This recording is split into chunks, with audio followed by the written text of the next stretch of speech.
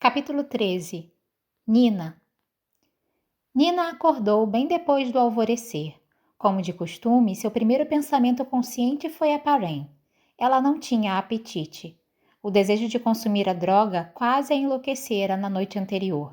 A tentativa de usar seu poder durante o ataque dos soldados Cairgood a tinha deixado desesperada por Parrain, e ela havia passado várias horas agitada e inquieta, cavando meias-luas sangrentas nas palmas das mãos. Ela se sentia podre aquela manhã. Mesmo assim, um propósito a fez se levantar mais facilmente da cama. A vontade de usar Parrain tinha ofuscado algo nela, e às vezes Nina temia que a faísca que havia sumido nunca mais fosse voltar. Mas hoje, embora seus ossos doessem, sua pele estivesse seca e sua boca tivesse gosto de cabo de guarda-chuva, ela se sentia esperançosa. A Inês estava de volta. Eles tinham um trabalho. E ela faria algo bom pelo seu povo. Mesmo que tivesse de chantagear Breaker a agir como uma pessoa decente para conseguir isso. Mathias já estava de pé, cuidando de suas armas. Nina se espreguiçou e bocejou, arqueando as costas um pouco mais, satisfeita com o modo como ele observou sua silhueta antes de voltar a prestar atenção com cara de culpado no rifle que estava carregando. Gratificante. Ela praticamente tinha se jogado em cima dele no outro dia. Se Mathias não queria se aproveitar da oferta, ela podia dar um jeito de garantir que ele se arrependeria disso. Os demais também estavam acordados e ocupados com seus afazeres pela tumba. Todo mundo menos Jasper, que continuava dormindo contente, suas pernas compridas saindo de debaixo do cobertor. A Inês preparava chá. Cass estava sentado à mesa trocando esquemas para lá e para cá com Wylan, enquanto Quay observava, dando uma sugestão de vez em quando. Nina tirou uns instantes para estudar aqueles dois rostos Shu um do lado do outro. Os modos e a postura de Wylan eram completamente diferentes, mas era praticamente impossível diferenciar os dois meninos quando estavam parados.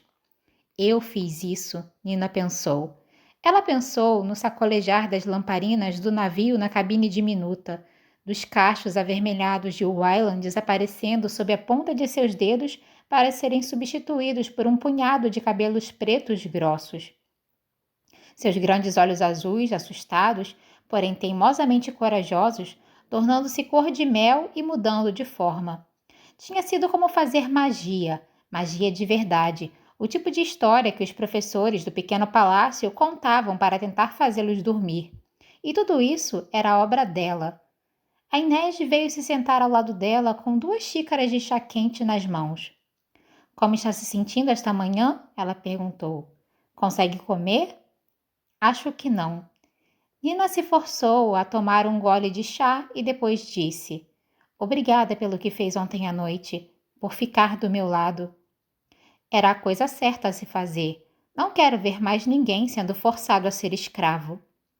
Mesmo assim, o prazer foi todo meu, Nina Zenik. Pode retribuir do jeito costumeiro. Waffles? Um monte deles. Está precisando deles. Van Eck não a alimentou, não é? Não fui particularmente receptiva, mas ele tentou por um tempo. E depois? Depois decidiu me torturar. Nina cerrou os punhos. Pendurarei as entranhas dele como se fossem bandeirolas de festa. A Inês riu e repousou a cabeça no ombro de Nina. Agradeço o pensamento, sério, mas essa dívida é minha. Ela parou.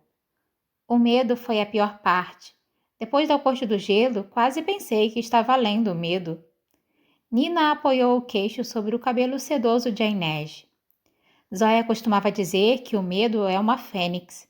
Você pode vê-lo queimar milhares de vezes e mesmo assim ele voltará. A necessidade de Parrain ressurgia da mesma maneira. Mathias apareceu na frente delas. É melhor irmos logo. Temos pouco mais de 1 hora antes de o sol nascer. O que você está vestindo exatamente? Perguntou Nina, olhando para a touca de penacho e para o colete vermelho de lã que Mathias usava sobre suas roupas. Cass conseguiu papéis para nós caso sejamos parados no quartel ravicano. Somos Sven e Catherine Alfson.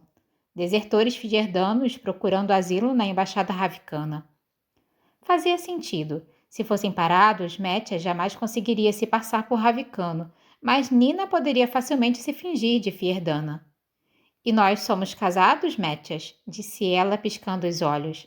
Ele consultou o papel e franziu a testa. Acho que somos irmãos. Jasper se aproximou, esfregando os olhos para despertar. Nem um pouco esquisito. Nina franziu o senho. Por que nos transformar em irmãos, Breaker? Cass não desviou os olhos do documento que estava examinando. Porque foi mais fácil para a Speck forjar os papéis dessa maneira, Zenick. Mesmo nomes para os pais, mesmo local de nascimento, e ele estava trabalhando para acomodar seus impulsos nobres no curto prazo. Nós não somos nem um pouco parecidos. Os dois são altos, a Inês palpitou. E nenhum de nós tem guelras, disse Nina. Isso não significa que parecemos parentes. Então mude a aparência dele, Cass disse com frieza. O desafio nos olhos de Cass era evidente. Então ele sabia a luta que ela vinha enfrentando. Claro que sabia. Mãos sujas nunca deixavam uma artimanha passar despercebida. Não quero ser modificado, disse Métias. Ela não tinha dúvidas de que ele estava falando a verdade, mas também suspeitava que estivesse tentando salvar o orgulho dela. Vocês ficarão bem, disse Jasper, dissipando a tensão. Basta reduzir os olhares sentimentais ao mínimo e tentar não alisar um ao outro em público. Ela bem que gostaria. Aqui, disse Métias, entregando a peruca loira que ela havia usado no trabalho com Smee e mais uma pilha de roupas. É melhor que sejam do meu número, Nina disse mal-humorada. Ela ficou tentada a tirar a roupa no meio da tumba, mas pensou que Métias talvez tivesse uma morte fulminante diante da total indecência daquilo. Ela pegou uma lamparina e marchou para uma das catacumbas laterais para se trocar. Ela não tinha um espelho, mas dava para ver que o vestido era espetacularmente deselegante, que não tinha palavras para descrever o pequeno colete de tricô. Quando ela saiu da passagem, Jasper caiu na risada. Cass ergueu as sobrancelhas e até a Inês deu um sorriso. Pelos santos, disse Nina amargurada. Qual a dimensão do desastre? A Inês pigarreou. Você parece um pouco encantadora, disse Métias. Nina estava a um passo de dizer que não apreciava o sarcasmo quando viu a expressão no rosto dele. Ele parecia alguém que tinha acabado de ganhar uma trombeta cheia de filhotinhos. Você poderia ser uma donzela no primeiro dia de Hohenigschel. O que é Hohenigschel? Perguntou Quay. Algum festival, respondeu Nina. Não me lembro, mas tenho certeza de que envolve comer um monte de carne de alce. Vamos, seu grandalhão. É para eu ser sua irmã, então pare de me olhar desse jeito. De que jeito? Como se eu fosse feita de sorvete. Eu não gosto de sorvete. Métias, disse Nina. Não tenho mais tanta certeza se devemos passar tempo juntos. Mas ela mal conseguiu esconder a satisfação na sua voz. Pelo visto, ela teria de se encher de roupas feias de tricô. Assim que acabaram seus afazeres no véu negro, seguiram pelo cais sentido noroeste, seguindo com os barcos na direção dos mercados matinais perto do Stead Hall. A embaixada ravicana ficava na borda do setor governamental, enfiado em uma curva larga no canal que dava para uma grande via. A via já tinha sido um pântano, mas tinha sido aterrada e cercada de tijolos por um construtor com a intenção de usar o local para um grande hotel e local de desfiles. Ele ficou sem fundos antes mesmo de a construção começar. Agora ela abrigava um mercado apinhado de barracas de madeira e carrinhos rolantes que apareciam todas as manhãs e desapareciam todas as noites quando a Stead Watch vinha fazer a patrulha.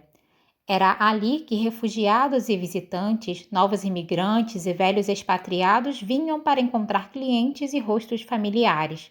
Os poucos cafés por perto serviam pelmeni e arenque salgado, e homens mais velhos se sentavam às mesas do lado de fora, bebendo kvass e lendo suas folhas de notícias ravicanas de semanas atrás. Quando Nina se viu abandonada em Ketterdam, pensou em procurar proteção na embaixada, mas ficou com medo de que fosse mandada de volta para casa, onde deveria servir no segundo exército. Como ela conseguiria explicar que não poderia voltar para Ravnica até libertar um Druskel Fierdano que a ajudara a encarcerar sob falsas acusações? Depois daquilo, ela raramente havia visitado Pequena Ravnica. Era simplesmente muito doloroso caminhar por essas ruas que se pareciam tanto com sua casa e ao mesmo tempo eram tão diferentes. Ainda assim, quando vislumbrou a águia dupla dourada dos Lentsov voando sobre o campo azul claro, seu coração disparou como um cavalo se preparando para um salto. O mercado a lembrava o Esquervo, a agitada cidade que tinha servido como capital de Ravnica Oeste antes da unificação. Os chales bordados e samovars reluzentes, o cheiro de cordeiro fresco sendo cozido no espeto, os chapéus trançados em lã e placas de estanho desgastadas brilhando sobre o sol do amanhecer. Se ela ignorasse as construções estreitas de Kesh com seus telhados inclinados, poderia praticamente fingir que estava em casa. Uma ilusão perigosa. Não havia segurança para ela naquelas ruas. Saudosa de casa como estava, enquanto Nina e Metias passeavam entre os mercadores e vendedores ambulantes, algo pequeno e envergonhado dentro dela se retraía diante da aparência antiga daquilo tudo. Até mesmo as pessoas, apegadas ao traje ravicano tradicional, pareciam relíquias de outra época, objetos recuperados das páginas de um conto popular. O ano que havia passado em Caerdan havia feito isso com ela?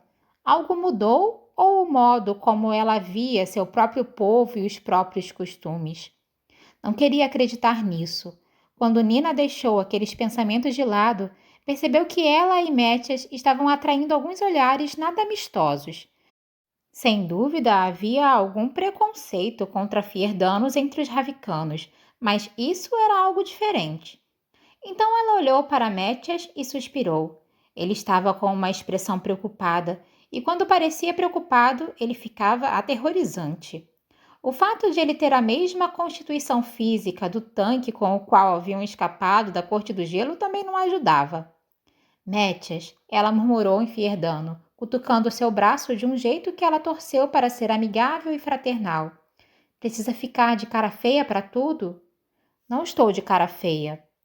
Somos Fierdanos no setor ravicano. Já nos destacamos por isso. Não vamos dar às pessoas outro motivo para pensarem que você está prestes a sitiar o mercado. Precisamos concluir essa tarefa sem atrair nenhuma atenção indesejada. Pense em si mesmo como um espião. Ele franziu ainda mais o senho. Esse trabalho está abaixo de um soldado honesto. Então finja ser um ator. Ele fez um som de desgosto. Já foi ao teatro alguma vez? Existem peças para cada estação em Gelron. Deixe-me adivinhar. Eventos sóbrios que duram várias horas e que contam histórias épicas sobre os heróis de outrora. Fique sabendo que são muito divertidos, mas nunca vi um ator que soubesse como segurar sua espada adequadamente. Nina engasgou com uma risada. O que foi? Disse Metias perplexo. Nada, sério, nada. Outra hora ela explicaria a Metias o que era uma piada de duplo sentido. Ou talvez não. Ele era tão mais divertido quando estava completamente perdido. O que é aquilo? Ele perguntou, apontando para o cobertor de um dos vendedores. Estava cheio de fileiras arrumadas do que pareciam ser paus e lascas de rocha. Ossos, disse ela. Dedos, juntas, vértebras, pedaços quebrados de pulsos. Ossos de santos, para proteção. Metias recuou.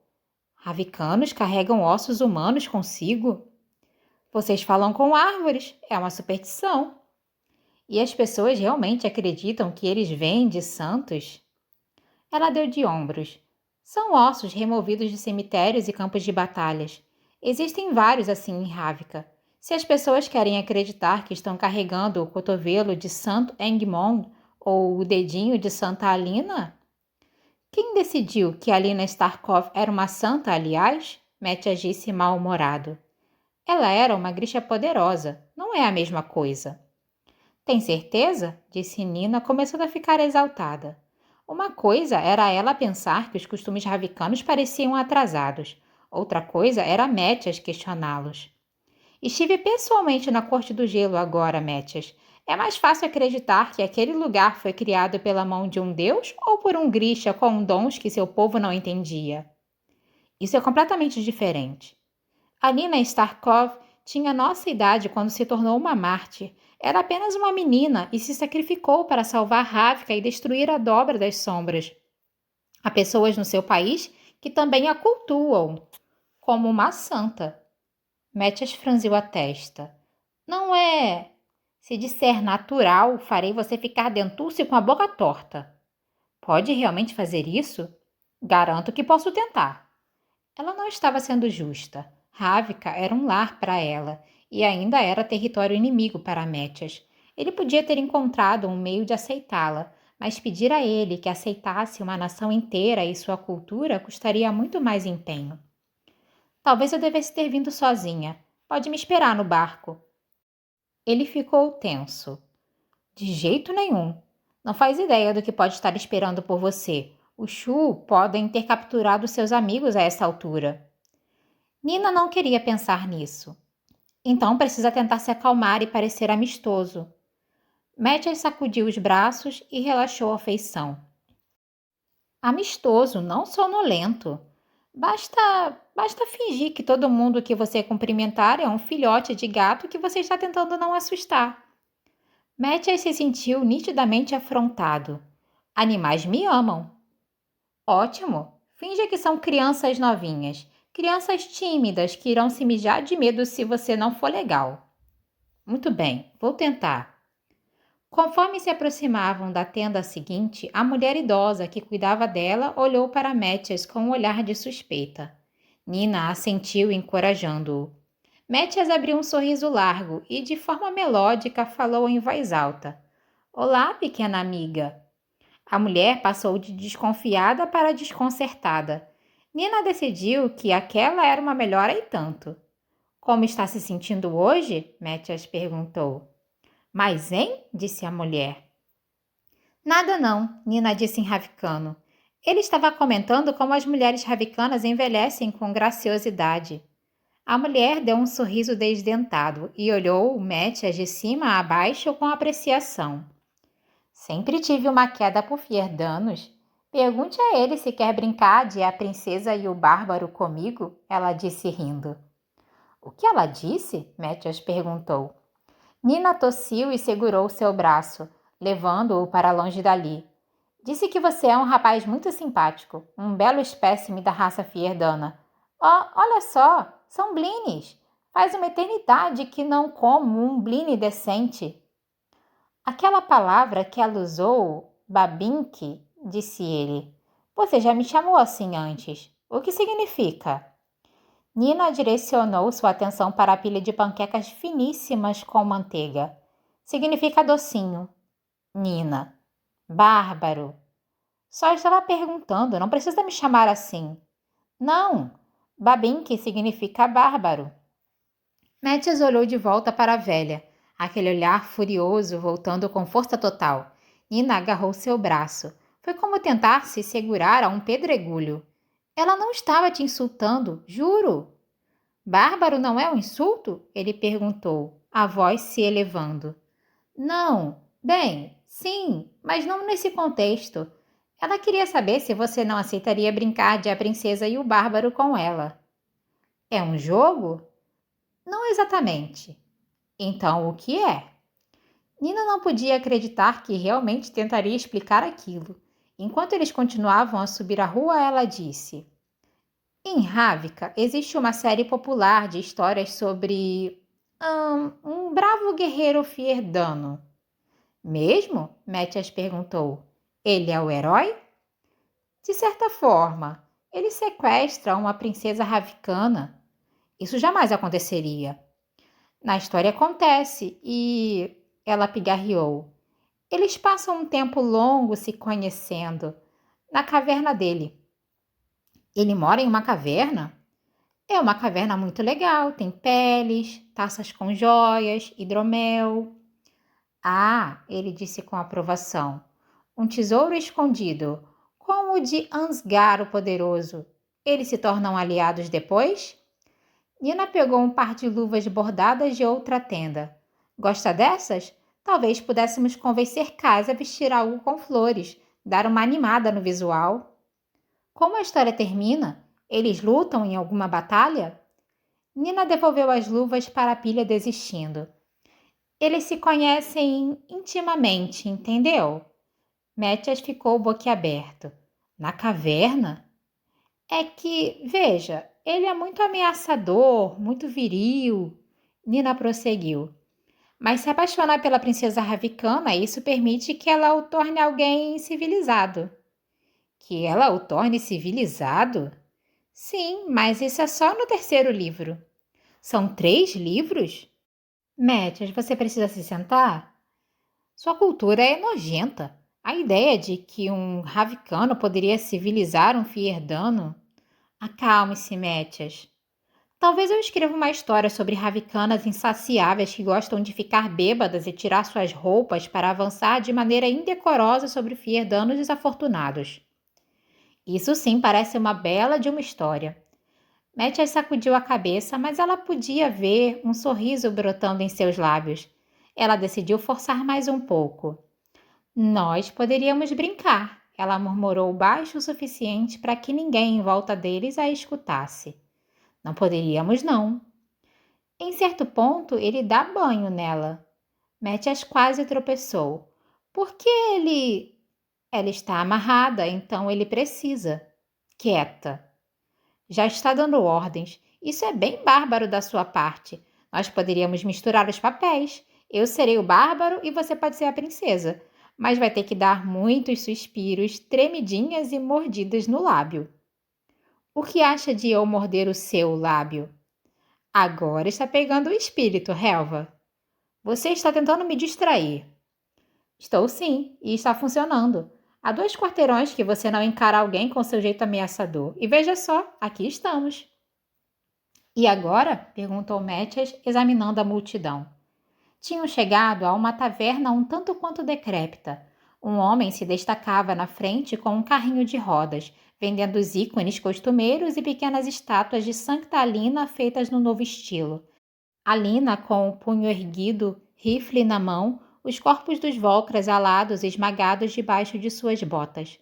Uma inscrição na base da estátua dizia Reb Dva Volkshia, filha do povo. Posso ajudar? O homem perguntou em ravicano. Saúde ao jovem rei Nicolai, Nina respondeu em ravicano. Que seu reinado seja longo. Com um coração leve, o homem respondeu. E um punho firme, disse Nina, completando o código. O mascate olhou por sobre o ombro. Pegue a segunda mesa à sua esquerda quando entrar. Peça algo se quiser. Alguém virá falar com vocês em breve. A taverna estava fresca e escura após a claridade da praça, e Nina teve de piscar para enxergar seu interior.